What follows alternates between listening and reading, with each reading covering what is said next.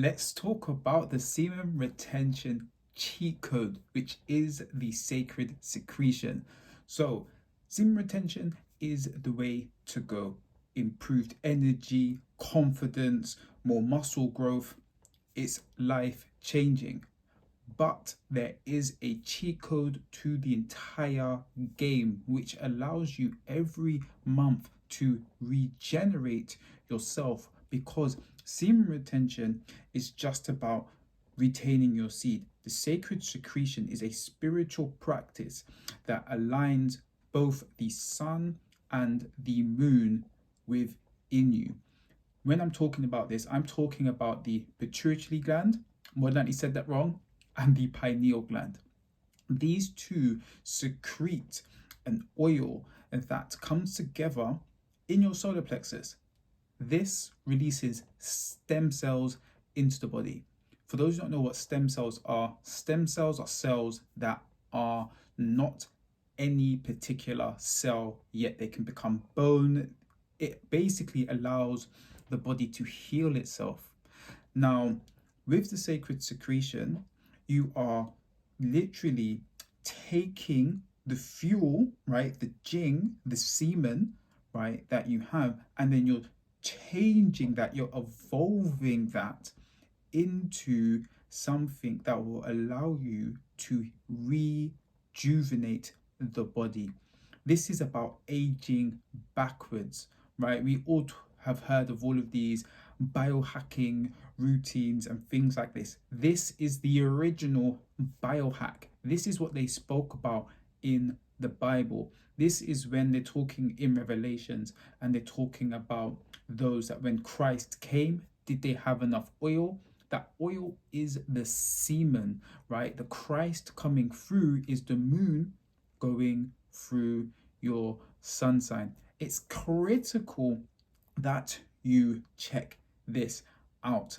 When you get into that stage and then you go in, and during that time you're checking the way that you eat, you're making sure you're eating properly, that you're getting the right sort of minerals into the body during this time, you literally can feel it. Like, you will get tingles going up and down your back.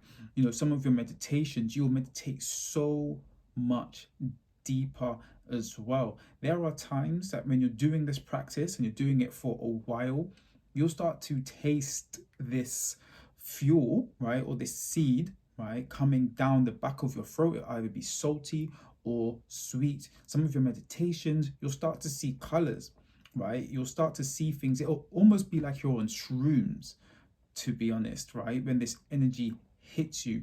Now, some of the things that I feel like is good to do when the moon is in your sun sign is to really focus on what you are eating, what you are watching, right? And using this time, it's like a personal new moon, right? I'm an astrologer as well, so these things are important to me. The personal new moon is a great time for you to set new intentions. Now, depending on what month it is in, right? This will depend on the sort of intentions that spirit would want to manifest for you. Now, you can do whatever you want in this time because you are a God. But when you align yourself with what spirit is trying to bring forward into your life, it becomes a more harmonious experience because you're aligning yourself with the word and the power of the universe, because these things are always flowing through us. And as you are raising your vibration, you are going to bring situations and circumstances to you quicker, meaning the things that spirit wants to manifest for you, which sometimes would be better than you can imagine, you will get to experience these things even quicker.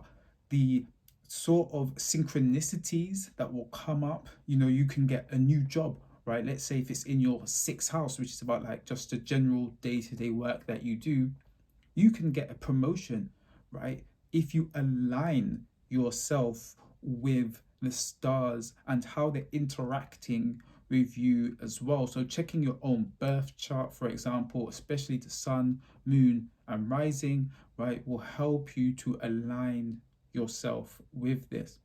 Now, what will happen is for the first 2 weeks, right, after the sun is in your moon sign, the seed goes down, right, into what they call in the Bible, right, Sodom and Gomorrah, right? They talk about the salt, right? It's an alchemical process.